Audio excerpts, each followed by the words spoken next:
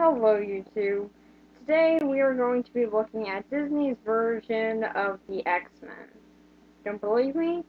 Well, there are a lot of similarities. For one, the most obvious one, it's a school where kids with superpowers are being taught to use and control them. And they're also being taught to use it for good, even though it has let out a few villains. You guys might not remember the X-Men ever doing that, but think back to the movies and Pyro. Um, and it also has superheroes teaching the newer generation of superheroes, and it's got an all-star cast. Yeah, the only two real differences is that this one's a lot more child-friendly, probably because it's owned by Disney and they wanted to play it a little bit more safe. And there's a sidekick section. They're not all just like, okay, yeah, you guys could be heroes, doesn't matter. No, there's a sidekick section in this one. So yeah, let's get into it. The movie is about Will Stronghold, the son of Steve and Josie Stronghold, who are just regular real estate agents, but when duty calls, yeah, literally calls, they have a cell phone for it that lets them know when they're needed. Who controls that phone? Is there like a superhero network? Um, who's in charge of it then? Yeah, they never say. Is there like a super broadcast man? Does he just let them know whenever there's crime on their phone? I don't know. They never say that. Feels like something that they should have brought up, but nope, never brought up. But yeah, when duty calls, they put on their mask and cape. Yeah, the mask that hardly cover up their face, but still no one seems to know. Oh wait, no, actually no, they don't even have masks. They just have glasses during the day. Clark Kent, I guess. So when they take off their glasses, they become the commander and Jetstream, where Josie has the ability to fly and Steve has the ability to and has super strength. So yeah, what ability does their son have? Neither. But he's been faking his whole life that he has super strength. Why? To make his parents happy? I mean, okay, that's a nice thing, but probably takes a lot of money to get you into the school that they're sending you to. But yeah, I'm sure that they're really gonna think that paid off you're once you get up there without any powers. So they send him to Sky High, which he goes to with his best friend Leela, who has the ability to control plants. How very useful. If she's in a jungle, she can do anything. Although if she's in like a barren area, yeah, she's completely useless. So they get on the bus, which, okay, I gotta say it's a really awesome bus. Yeah, this bus is amazing. It is a bus that goes off a cliff every day, and then has the ability to just fly. It can just fly. That's just an awesome bus. I want to go on that bus one day. Please, somebody say that that bus is a real thing. Cause, like, at least let it one day be a real thing. Cause I want to go on that thing. It just seems awesome. So while they're at Sky High, they meet up with some more people. They meet up with Zach, who has the ability to glow. Or at least his t-shirt does. Yeah, he never really glows himself. No, it's just his t-shirt. Yay. They also meet up with Magenta, a shapeshifter, who can turn into a guinea pig. Woo! Guinea pig powers, yay! How did she get accepted into the school? Like, okay, yeah, she's put in a sidekick class, but her abilities extend to guinea pig transformation. What is she going to do?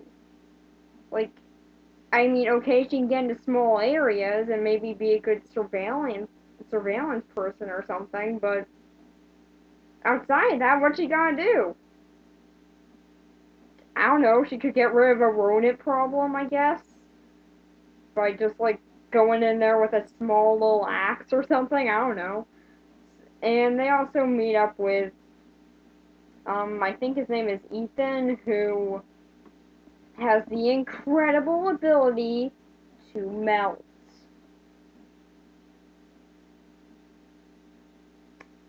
Yeah, no real surprise these three are put into sidekick class.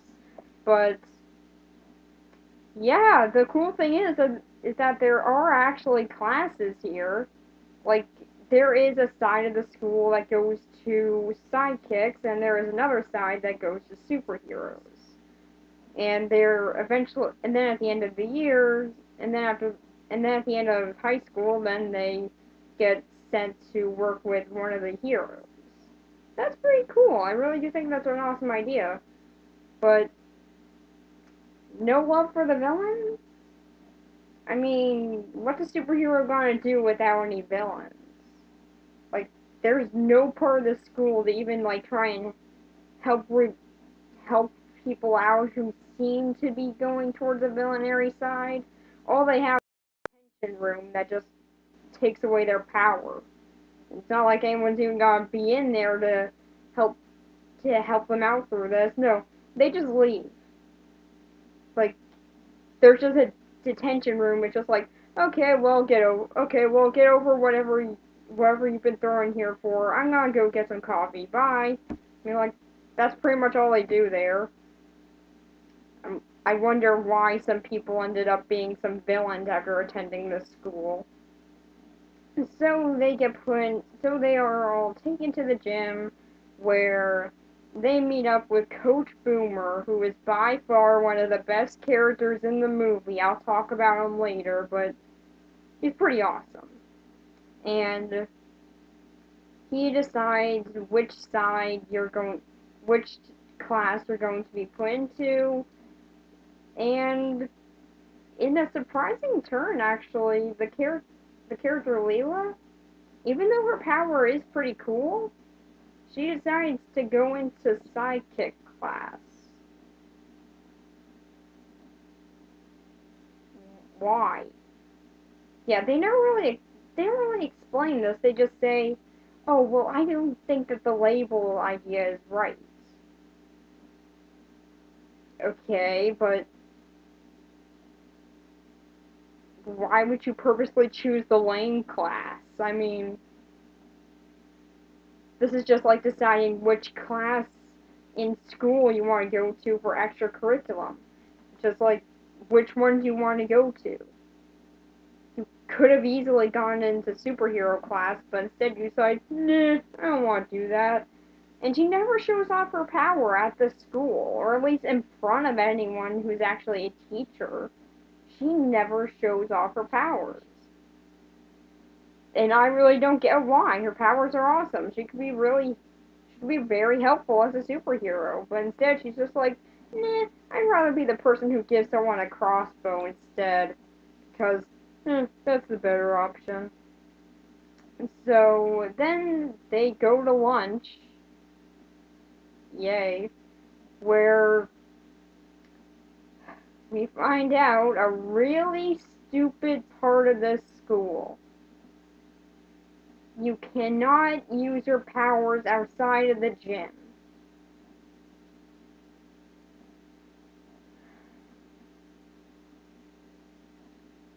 This is honestly the worst part of this school. I mean, outside of this school is really awesome. But the fact that you can't use your powers outside of the gym is asinine. I mean, what's the worst they're gonna do? Have a little bit of fun with it? I mean, come on! This school is meant to help people learn how to control their powers, but how are they gonna do that if they can't actually use their powers? I mean, okay, you could say, well, I mean, they can learn it in the gym, right? One problem here, we only see the gym once. Outside of the beginning part where they're getting assigned to their class. Outside of that, we never see that school again. We never see that gym again. Except for except for one pretty important scene, which I will say is a very cool scene, but outside of it, we never get to see that gym again. We never see them trying to learn to control their powers in this gym or anything.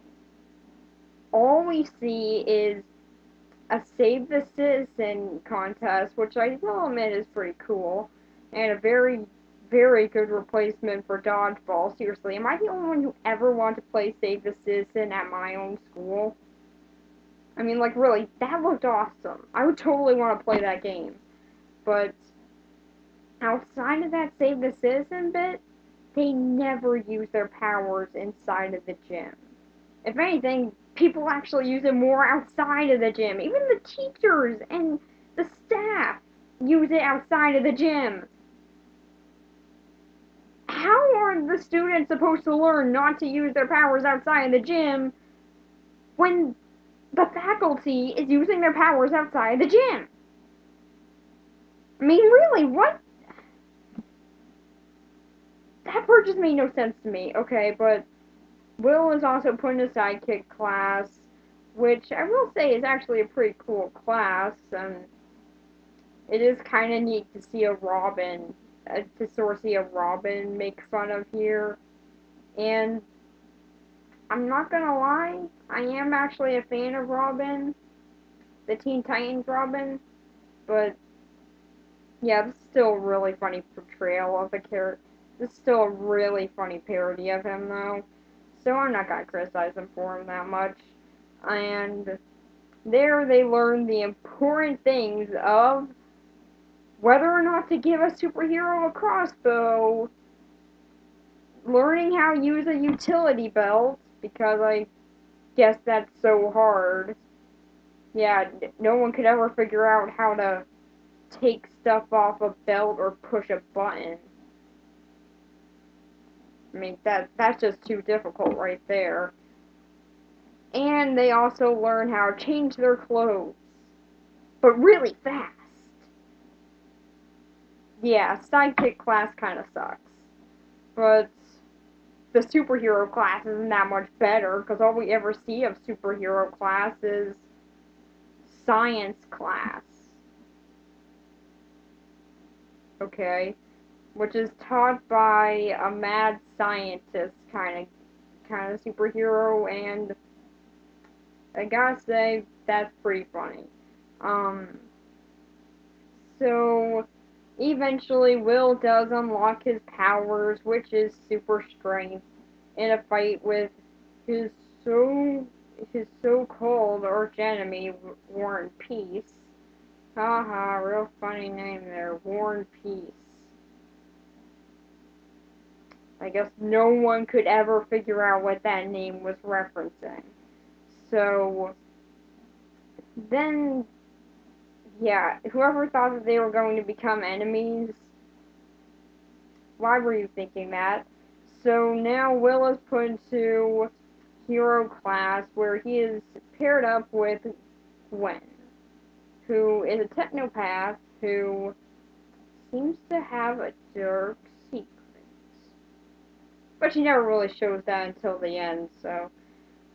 And pretty much what you can expect would happen.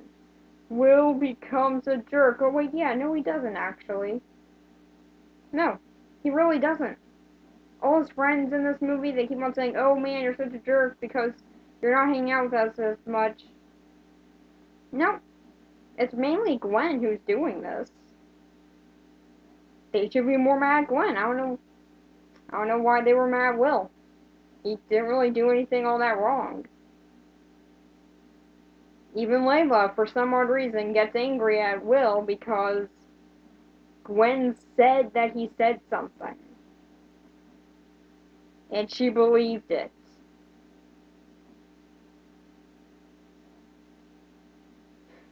Look, Layla, it's not Will's fault that you're an idiot.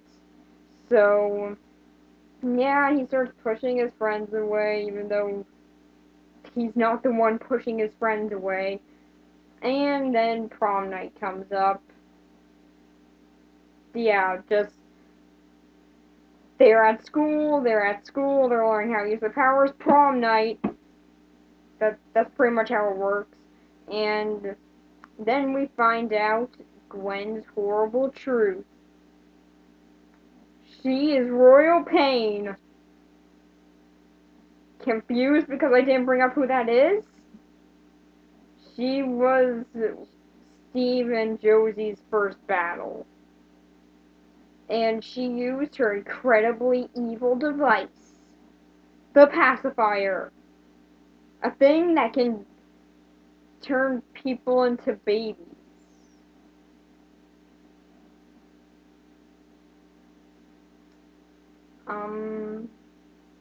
Okay. Yeah, what's her evil plan? Okay, but what's her evil plan? What's she gonna do?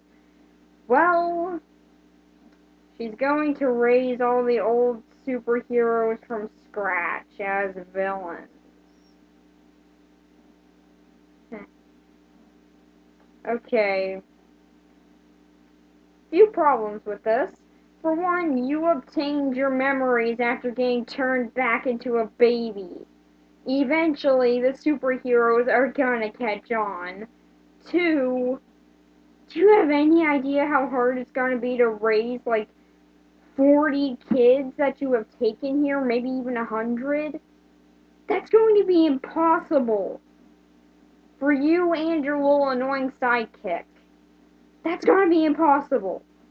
And really, you just, like, turn them into babies and you say, the school? Yeah, it's mine now. I control it.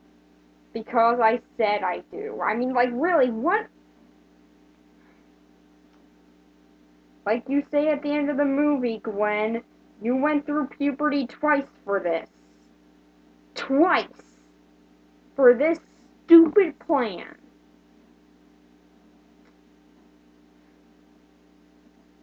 Yeah, really? But yeah, in the end, Will does make up with his friends, and he also finds out that he has the ability of flight. When did that happen? I don't know. Did he really need the power of flight? And, like, when he shows off that he has the power of flight, Gwen just says, oh my god, that's impossible. Are you really? Really? That's impossible? Like, his mom had flight. Is it really that hard to think, well, since he got his dad's super strength, something might have been inherited from his mom? I don't know. And eventually, in the end, all the sidekicks are the ones who are being praised. And that's pretty much where it ends. With them just saying, and the rest of the school year was pretty boring.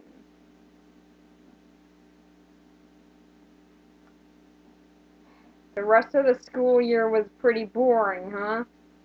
Like, nothing else, like, no major events happened after prom night.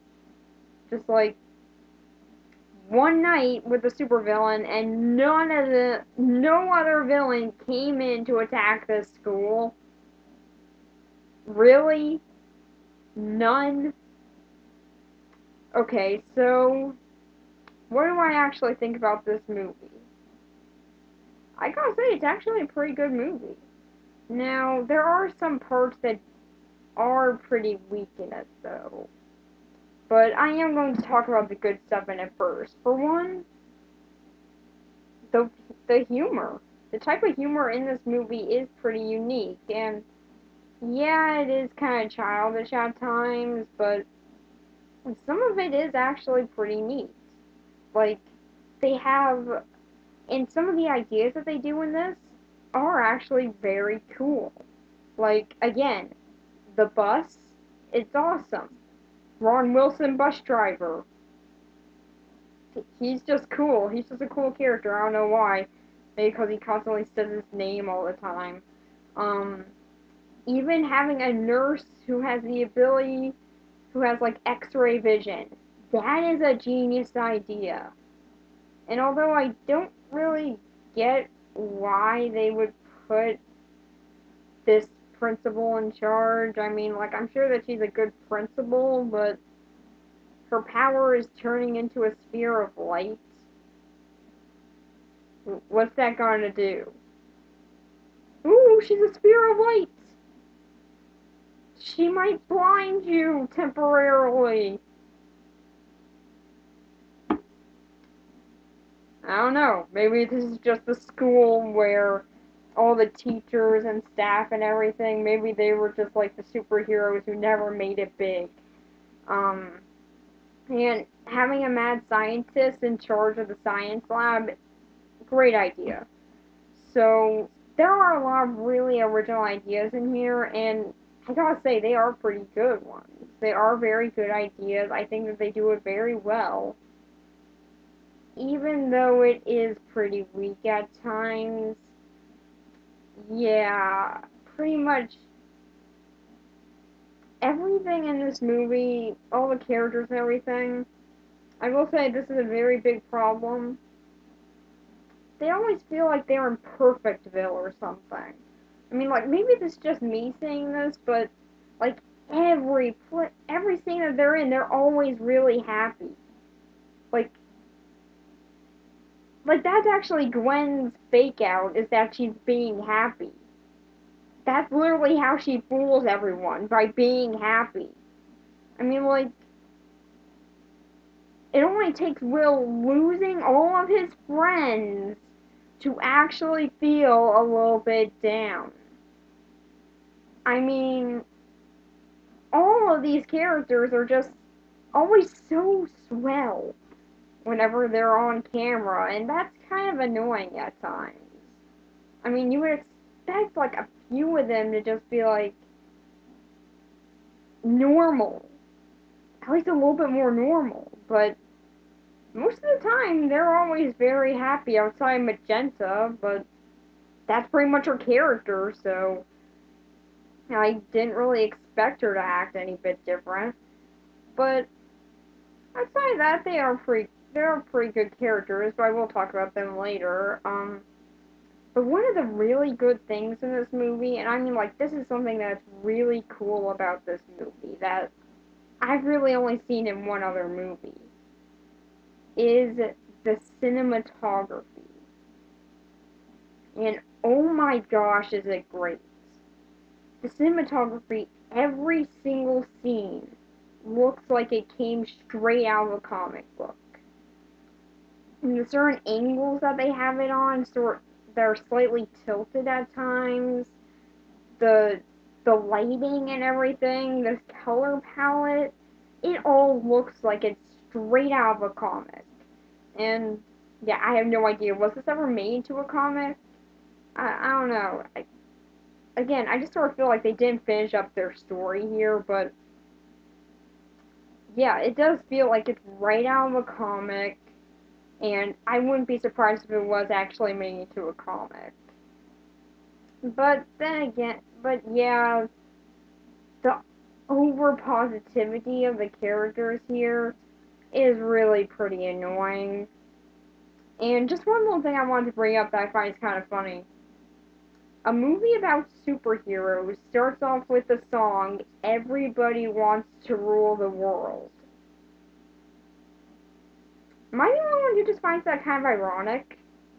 I mean, like, I know this isn't a big issue or anything about this movie, it's just like, I just kind of find it kind of ironic, isn't it? Like, superheroes, everybody wants to rule the world. I don't know, I just find that one kind of ironic, but Yeah, for the story, I'm going to give it a 6 out of 10. Again, cinematography, it's amazing, and some of the jokes are really, really funny, but then again, some others fall flat. So it just depends as to which one works.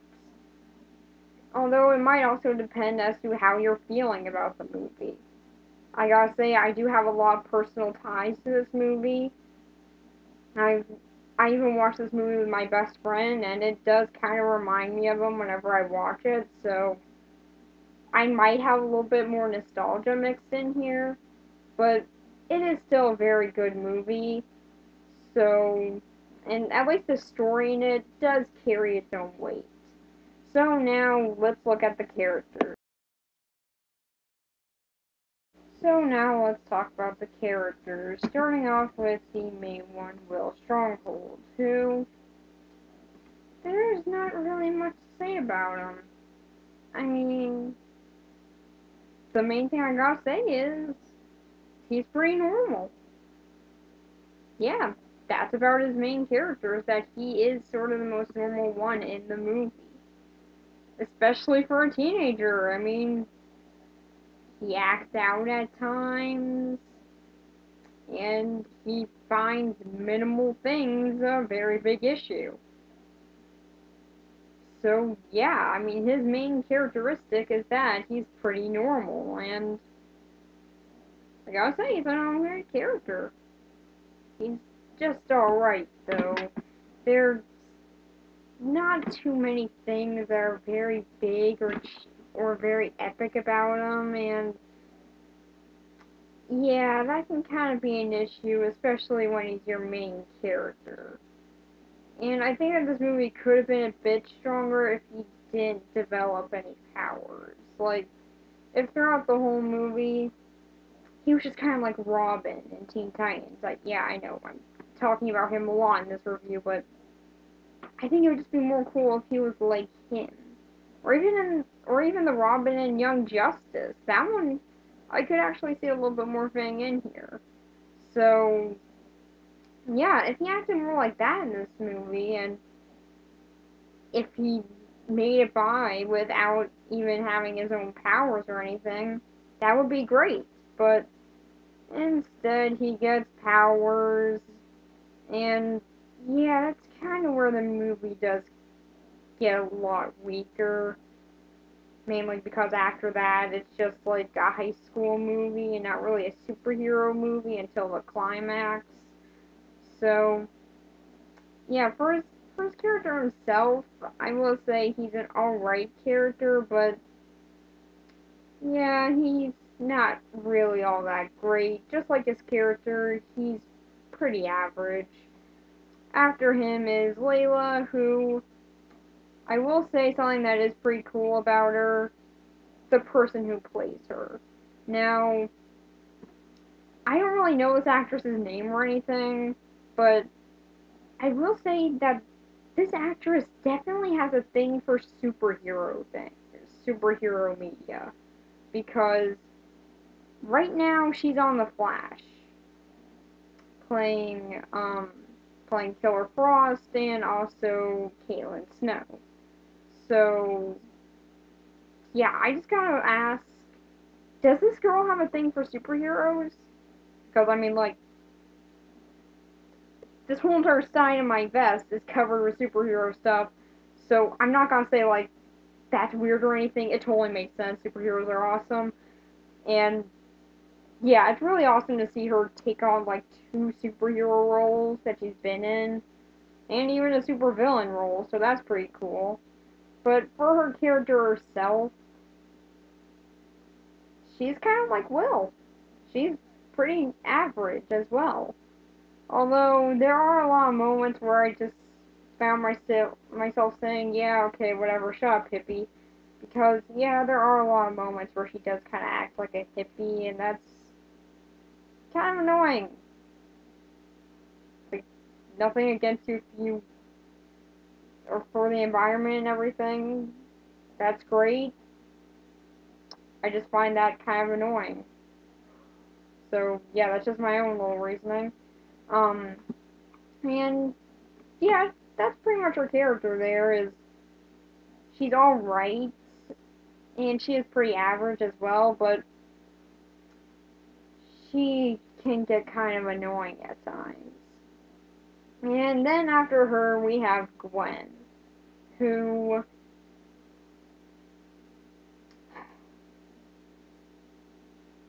she's pretty lame actually. Now some of the main reasons for this is that for the first half of the movie she's pretty much just acting her way through it, and the whole entire time she's just like, I'm just like, how does no one see that she's a villain? She's so obviously a villain here. How does no one see this? I mean, she's obviously manipulating Will. Um, and she so clearly has other things in mind. And really, that one scene where she says, this is probably the best villain speech ever given. Not even close there, Gwen. Not even close. Although probably her most unbelievable scene is when they're looking at an old yearbook. Now, the thing with this character is that she was actually Royal Pain, and she actually attended high school with Steve and Josie. Now you might be asking, well then, how is she dating their son? Well, the reason for that is because when she invented the pacifier, it exploded and caused her to revert back to a baby. And nobody saw that. And from there, she pretty much started up her criminal thing all over again. But when they're looking at the yearbook, what exactly happens? Well, they look onto her old page. They get to her, and they honestly ask, who is this? Will ask that, and then they talk about her character, and then they're talking about right in front of Gwen. The only difference between her and that picture are glasses. And these two superheroes wear glasses to hide their identity. Shouldn't they know what people will look like without glasses? But nope. No, no, no, no. Instead, they just keep on going through the scrapbook. They just keep on going through the yearbook. Never even noticing that she was Royal Pain.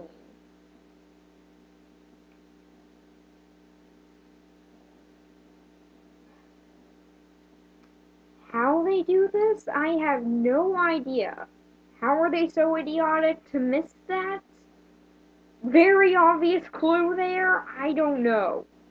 But at least it doesn't pass by Will. After he's flipping through the yearbook, he gets to look at her picture for like 10 seconds. It's like he's looking at it, and then he's just like, dude, that's Gwen! Oh my god, how did I miss that? I mean, like, really? Come on. So, yeah, Gwen is not really a great character, and that's pretty much all there is to her, is that they try and make you think that this twist is so amazing, but yeah, it's really not, and well, I will say her plan is a pretty cool one. It's not really executed all that great, but it's still kinda neat to see, and it is kinda cool to see a villain from the past turn up again, but in a very different way. So that's kinda cool, but outside of that, there's really not that much to her. So after Gwen, we have the rest of the Stronghold family, Steve and Josie. And I gotta say, they're actually pretty good. Now, this might be because of their casting, though. Now, I don't really know who plays Josie, but whoever she does pretty. Whoever does play her, does her pretty fine. I mean, she's definitely the one who takes a little bit more discipline out of the two parents. She does find some of the stuff that Will does in this movie. It does annoy her, and it does really upset her at times. So she is much more strict and she's much more disciplined. But yeah, she still is a very good mom. She does seem like she would be a very good mother. She's disciplined, but she's also a very nice person. So her actors does her fine. Then after her is Steve, played by, oh my gosh, how did they get this guy in their movie, Kurt Russell? And I really like this character. I mean, okay, yeah, as a father, he's pretty bad. I mean, yeah, when you get down to it, he's way too forgiving, and there is honestly nothing that really annoys this guy. It's like, oh, what, you threw a party at our house while we were gone? And then Will just says, yeah, well, I don't want to talk about it. And then it's just like, oh, well, yeah, okay. I'm, I'm fine with this. Just like, so you had nothing to do with it? Okay, bye. I mean, like, okay, yeah, he didn't have anything to do with it, but it still happened. At least be a little bit strict on him here. I mean, come on. But yeah, he's never really strict on him, and that is kind of a problem. But yeah, outside of that, he is a pretty fun character, and I do really enjoy him.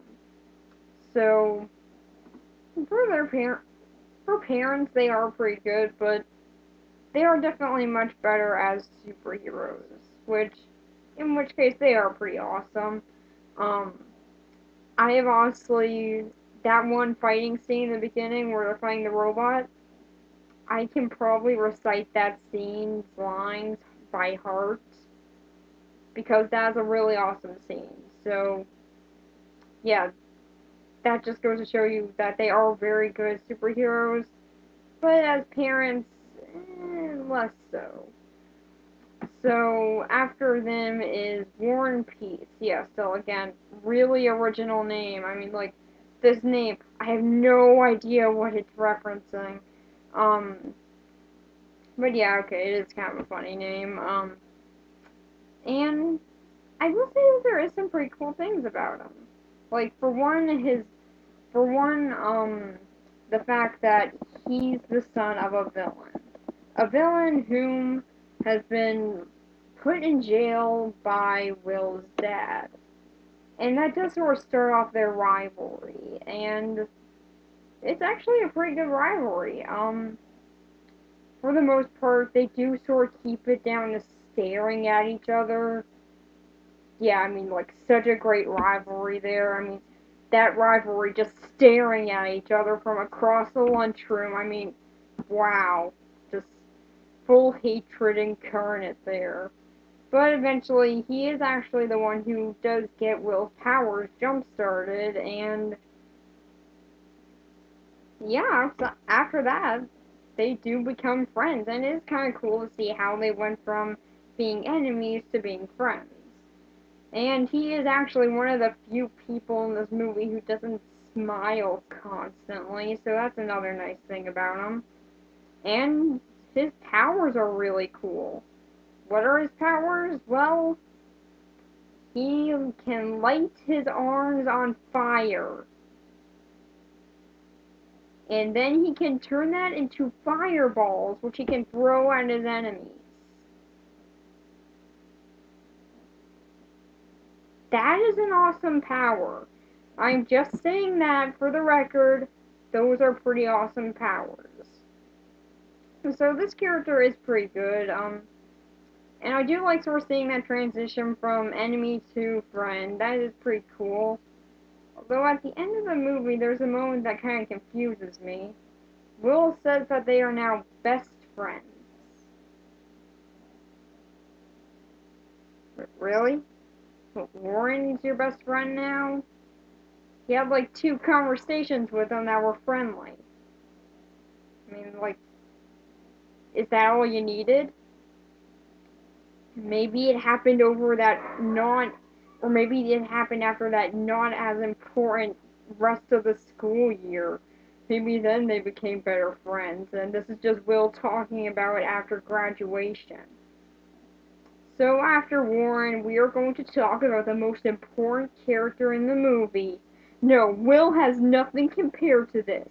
We are going to talk about Principal Powers.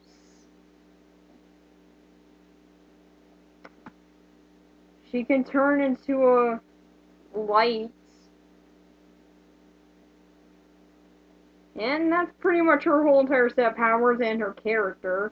I mean, she does seem like a good principal, but and she does make a reference to Wonder Woman, which is kind of cool. Does that mean that DC and Marvel comics exist in this universe?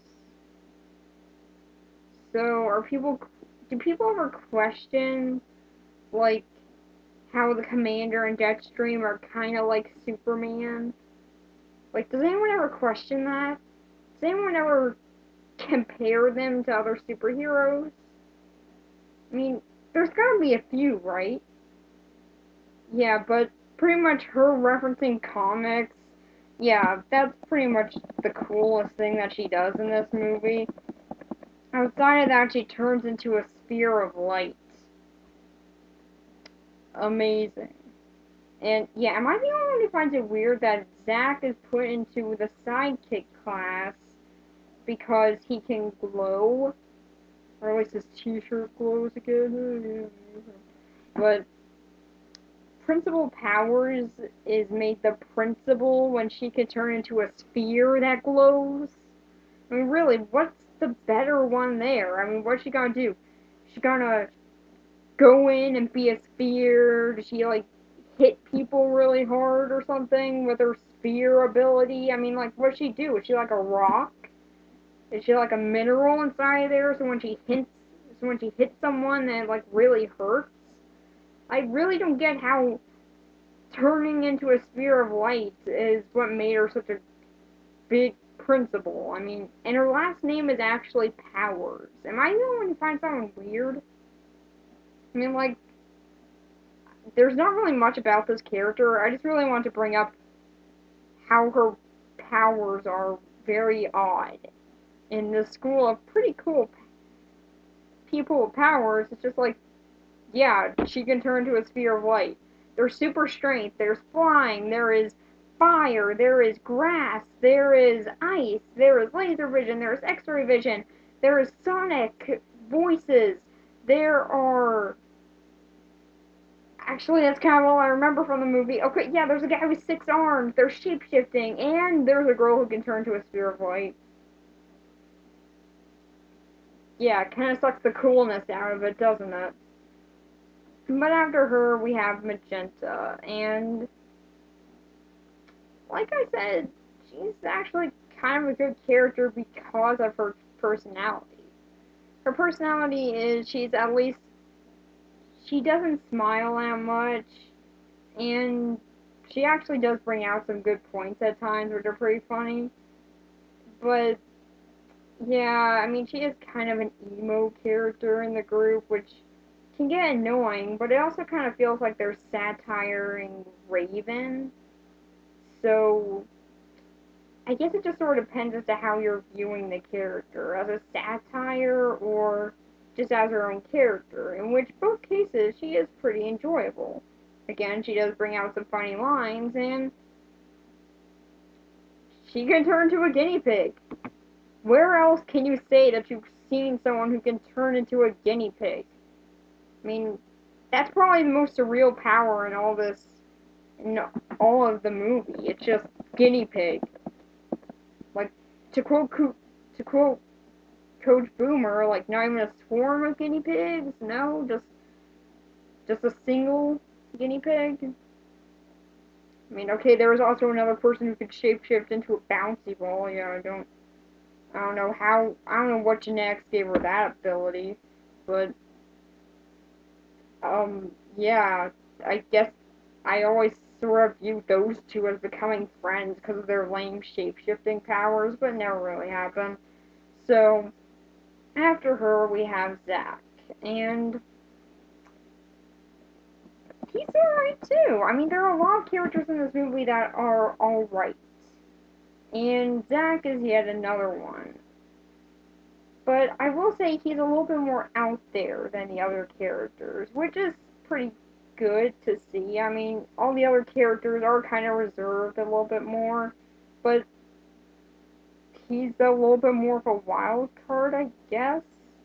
Yeah, that's pretty much it. He's more of a show off, which is kind of funny at times. I mean, it can lead into some funny sort of stuff being brought out, but yeah, then we also have his powers, and which is, are there any qualifications to get into the school? I mean, really, glowing. Glowing. That is his ability. He can glow. Or at least his t-shirt does. I mean, really, his skin, yeah, or his hair, it never actually glows. It's just his t-shirt. And the whole entire time they keep on saying, yeah, oh yeah, he's glowing himself. Yeah, it's just him. He's glowing. And it's his t-shirt. Come on. The whole entire time you just got a glow-in-the-dark t-shirt. Did they mean to actually make him glow, but then they realized that they were really low on effects, so they just bought a glow-in-the-dark t-shirt? I mean, that's actually what I'm really guessing happened. It's probably what happened, right? That's probably what ended up happening. But after him, we then have Ethan, who is the nerdy guy. And that is pretty much his whole character. He is the nerdy one. And yeah, there's not really much to him outside of that, so there's not really that much to talk about either. I mean, he's the nerd. That's pretty much it. Again, there's nothing outside of him. That's his whole identity. Now, I have actually seen some pictures of what this guy grew up to look like, and yeah, I mean, he looks pretty cool. I'm guessing he's happy. I don't know what he's doing now, but like, I mean, he's only gotten into like 2 other projects. So I'm guessing he got out of acting. I don't know what he's doing now, but yeah, he's just a real nerd in this one, and that's in this movie, and yeah, that's not really a great quality. Just like, oh yeah. I mean, like, does this guy ever look back on this movie and say, oh yeah, I was the nerdy guy in this? Isn't that awesome? I mean, like, really, is he, does he ever show his kids this movie? I'm more thinking about the actor for this character because there's not really much about the character, but did he ever show his kids this movie? I mean, like, does he have kids? Did he ever show them this movie? If he did, what did they say about it? Did they just say, oh, Dad, yeah, you were in this movie. Who were you again? And then what does he say? I was the nerdy guy that melted.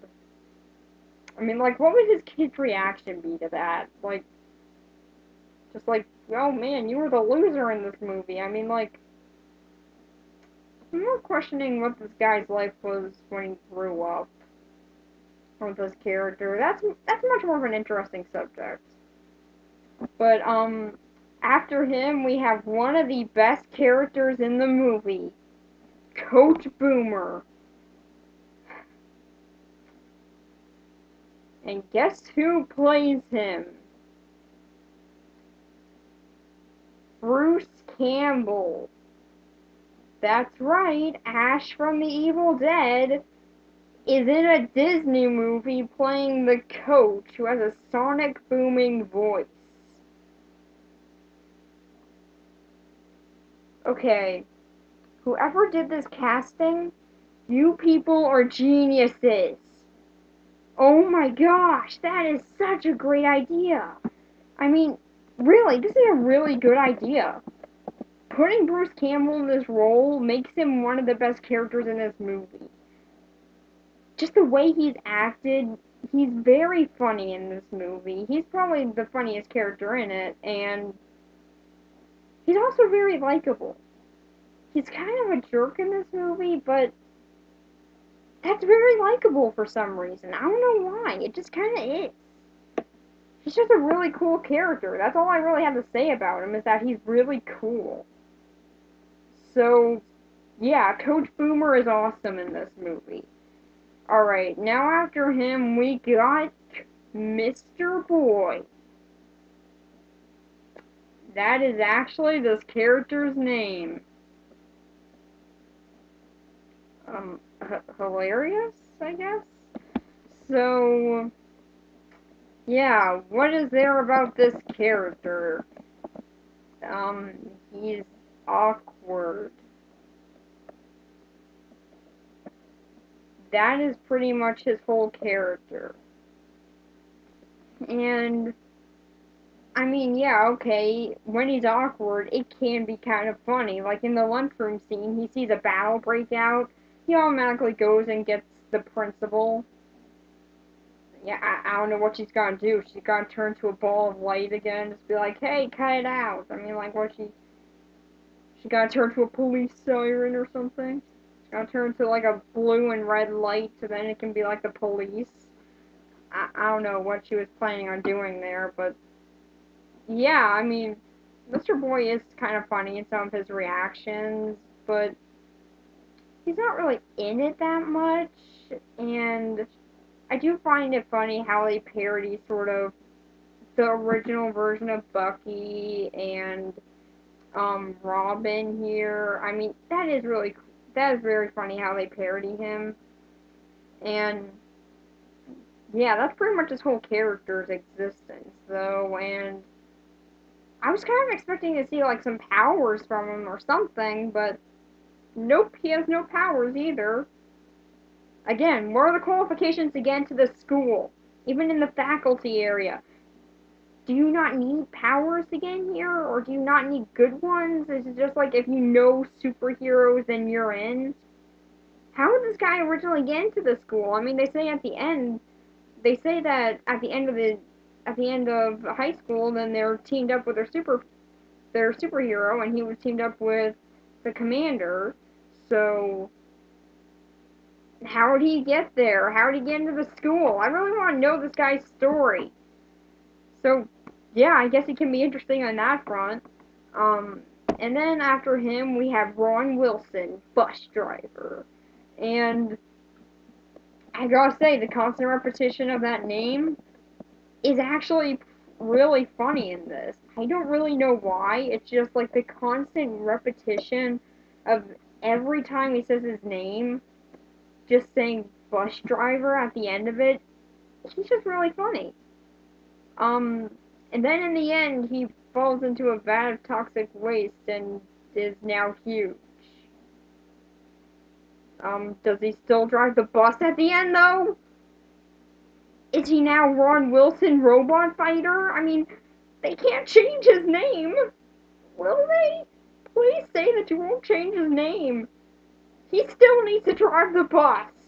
I don't care if he's huge. Get a bigger bus. He needs to drive the bus. That's all part of his identity. So, yeah, he's pretty funny in this movie. I don't know where the actor has gone after this or anything, but I hope he went somewhere else, because he is actually pretty good in the deliveries. And after him, we have Penny. She can clone herself and is a cheerleader. And she's also a villain. That's pretty much her whole character right there. She's a cheerleader. Um, and yeah, that's pretty much all there is to her. She's not in the movie long, or is she that important. But there's something kind of cool about her. And I actually learned this while looking into the casting on my TV. It's not actually online or anything, but it's only on on my TV, I think. I don't know. Maybe it's in the casting at the end of the movie. But according to DirecTV, her and her twin sister played this character. Hmm. That's pretty cool. I mean, like getting a twin sister to play as one of the clones. That's a really good idea, actually. Kind of reminds me of like what they did with the Matrix and T2. So yeah, that is kind of cool about her. That's just something I kind of wanted to bring up a little bit more in the visual department and what they did here. So that was kind of neat. Yeah, but outside of that, she has no real identity at all. Then we got Lash and Speed, and they're the bullies. One of them has Mr. Fantastic's power, and the other one obviously has speed. And they're alright. I mean, there's nothing really wrong with these characters. With these two, at least. They don't have the same for all the characters, Gwen. But yeah, these two characters are fine. They they are very typical cliched bullies here, but that kind of seems like what they were going for with this. So if that is what they were aiming at, then they did pretty well. And then after them, we got the final character, Mr. Medolia. Medolia? Oh yeah, the scientist.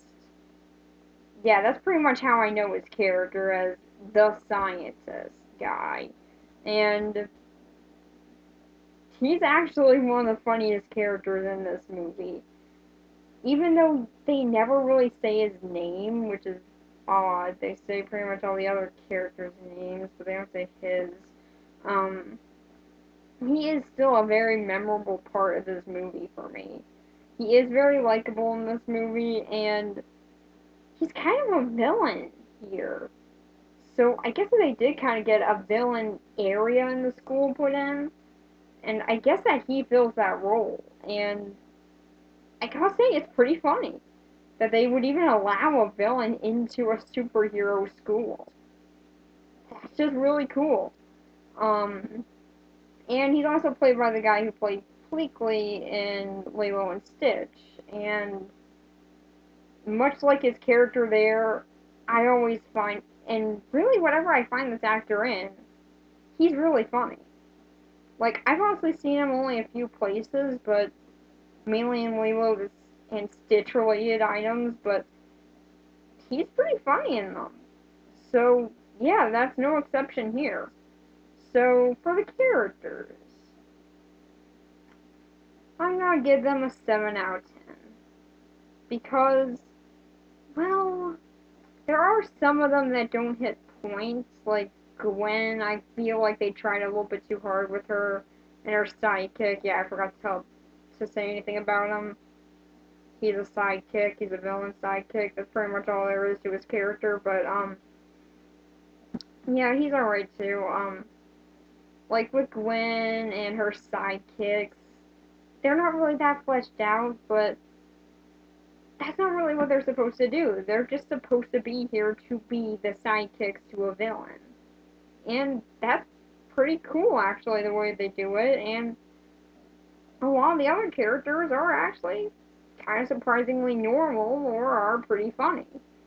And sometimes it just carried out through the acting. So, yeah, 7 out of 10 for the characters. And now we're left with saying, what do I actually think about this movie as a whole?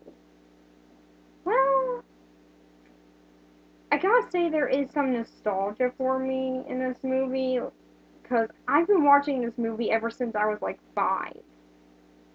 And I'm 14 now, almost 15, so I've almost been watching this movie for 10 years.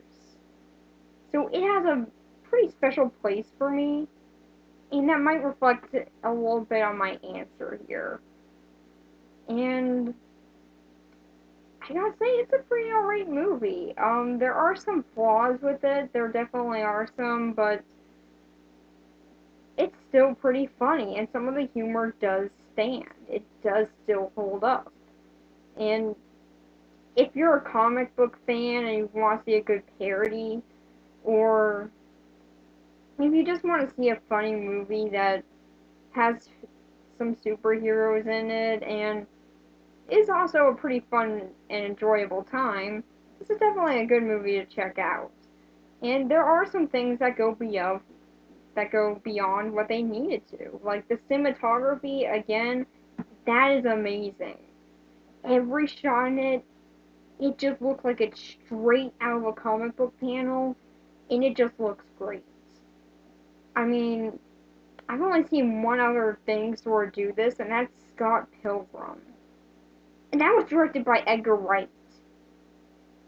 This movie did not have Edgar Wright's assistance, although that would have been awesome. Edgar Wright's Sky High reboot. I gotta try and make that happen. But yeah, this is still pretty. It's still great in that cinematography. The lighting is great, even though sometimes it's kind of weird.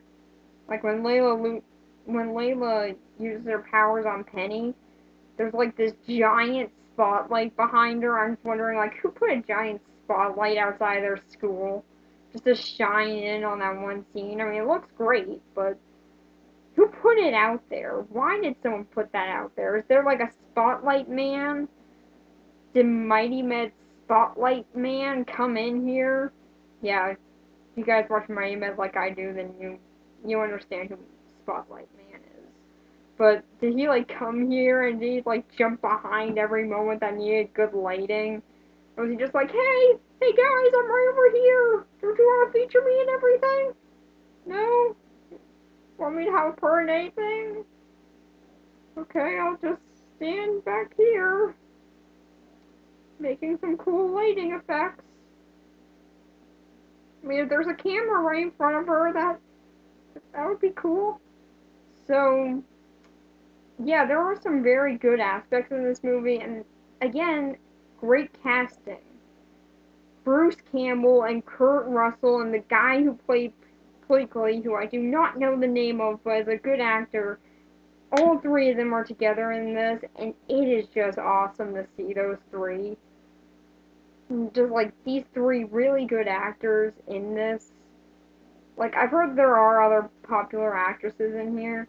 Actors and actresses like Caitlin Snow. Still pretty cool seeing here. So, yeah, there are definitely some good aspects in it, and if you're looking for something that is definitely a fun movie to watch with superheroes and kind of a funny parody at times, this is definitely one to check out. And next week, we will be looking at Hector and the Search for Happiness. Bye. Take this thing off. It's so warm.